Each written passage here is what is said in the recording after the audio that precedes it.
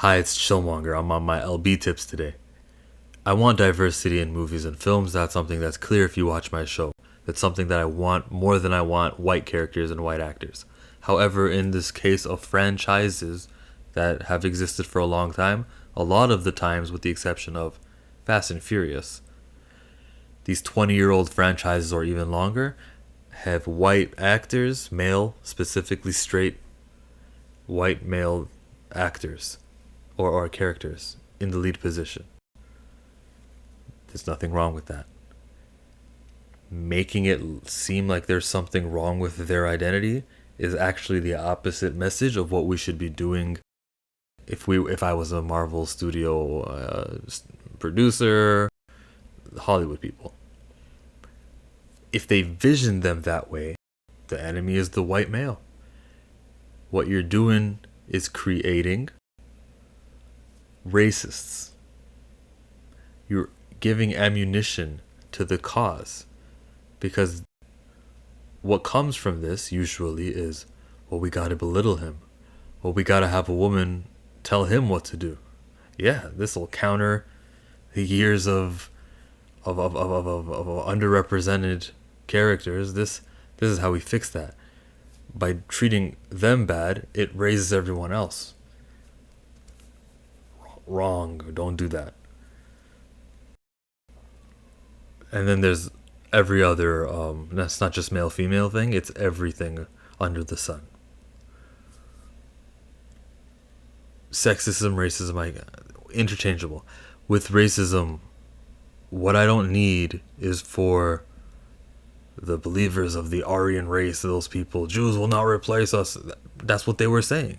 That's what they're chanting and cheering. That the Jews will not replace us. They're afraid of being replaced. They're wrong for that. But we know what their fears are. Replacing them gives ammunition to the racists. It creates the cause that they're fighting for. The way to infuse diversity into your products, into your really old franchises, which never took in anything that wasn't a white man from New York, if we're talking about Marvel, the way we do it is not by replacing. Just add more. Get behind a character. You did it once in 2018 in February. There was a film, it was called, the villain name was Killmonger. I remember that because I made a channel called Chillmonger. Black Panther, that guy. What did we do there that was wrong? Nothing. Diversity-wise, I'm sure there's errors in the film. But it was a good movie because everyone happened to be black. There was never a thought of, man, we need to get this subplot in. We need to roast Tico, and we're not doing enough in Asia. There was never that. Black Panther succeeded. When a racist watches that movie, when a closet racist, when a YouTube racist watches that film, they can't really criticize it because they're like, oh, I can't, without outing myself. What am I gonna do? Oh, I didn't like the way they said colonizer. What's that about? That's reverse racism, you know? Like, that's what they could say. Who's joining that cause? Who's gonna be like, yeah, man, F these? No, it's really hard to convince someone who may be teetering on the fence, young, impressionable, maybe thinking about their identity or whether or not they should be vilified or not. Those people, young people, it's very hard for them to look at that YouTube review and be radicalized. Then you go to a Star Wars The Last Jedi, and then the hateful tubers, they go, whoo, this is it. Because I can bust on Rose, I can bust on Finn, and every problem that, valid problems that they had. And because you just ammunitionized the racists, sexist, hateful, ist, you might have just pulled some people to the other side. If you're these studios, it's not just Disney. It's there's other films I can think of. The James Bond thing. I don't need 007 to not be James Bond. And giving it to Lashana Lynch isn't the answer either. Listen to fellow YouTuber Brie Larson explain exactly how it should be done. What I'm looking for is to bring more seats up to the table. Yep. No one's getting their chair taken away. There's not less seats at the table. There's just more seats at the table. Yeah. That's it. Replacing creates the problem, because then they get to go, look guys, we're under attack. We're being oppressed. It's ridiculous, but something's happening. Create new things. Or second option, elevate old characters. This is Humberto Lopez, Reptile. Someone who debuted maybe 2007, Marvel did nothing with for years, and then just this year, you can see it says issue number 2. Just this year, they used him again. And it looks like he's got a spot for a couple more issues, and then we'll see if the sales were received well. Then you'll see this character continue to progress. So go get that 4-issue trade paperback. Purchase it at your local comic book store if you're interested in Humberto Lopez. If that's what your thing is. Shang-Chi, that's another thing. That's the thing they're doing correctly. They're never going to have to worry about, man, is there enough diversity in this film? The whole film, main cast, actor, supporting cast, they're all non-white characters, so the diversity thing is not going to get in the way of this film storytelling. I'm offering solutions at this point of the video. There's just so many ways to do it. Make the main characters that you use non-white, and we win. When you have the X-Men, utilize Storm. Thank God for Chris Claremont and the way he just elevated the characters who were not white men in the X-Men run, where the team are so diverse, it wouldn't be out of the question if you use black character, women character, non-white characters. I should just start saying non-white, honestly. Of course, there's going to be Logan and Cyclops for sure. Beast, Angel, Iceman, and Professor X. Those guys are definitely going to be in the X-Men. But there's so many room for other people, it's not going to feel weird when the non-white characters show up. The solution is to provide more diversity without replacing, like Brie Larson said. Brie Larson had always had the answers from the beginning. Kevin Feige never did. Did you hear what he said about Doctor Strange in his Rolling Stone article? That's not the answer.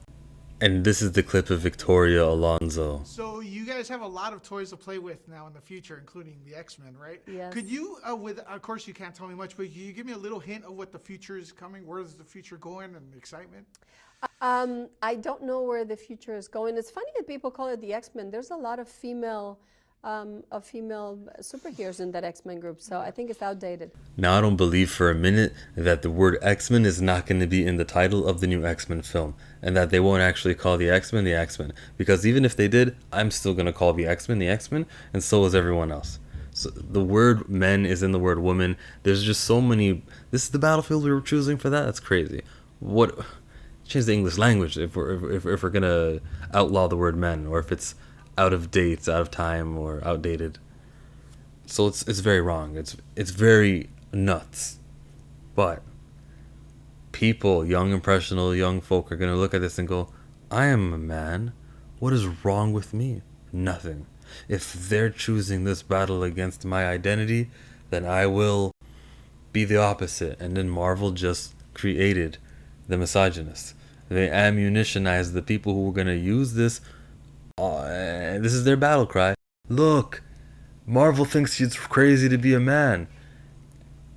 Which it is. It's you can't say that. That's the most ridiculous thing to ever think, Victoria Alonso. Remember that scene Jennifer Lawrence said in the Dark Phoenix movie about it's the women who are pulling the way here. You might as well think about calling it the X-Women.